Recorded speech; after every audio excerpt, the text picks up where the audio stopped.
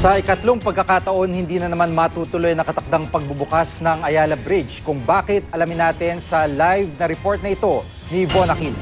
Von? Yes, Jiggy, hanggang sa mga oras na ito ay patuloy nga itong pagsasaayos ng Ayala Bridge dito sa Maynila, no?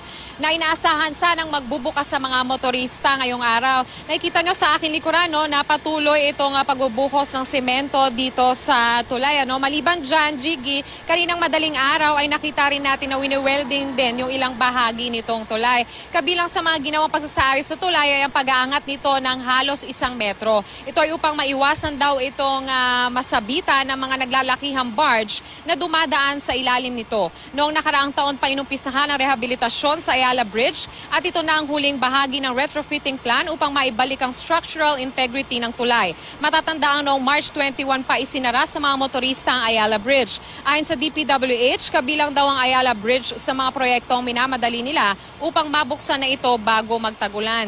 Jiggy, ito na nga ang ikatlong pagkakataon na iniatras ang pagbubukas nitong Ayala Bridge sa mga motorista. Noong una ay noong April, ikalawa noong May 13 at ikatlo nga ngayong araw. Jiggy?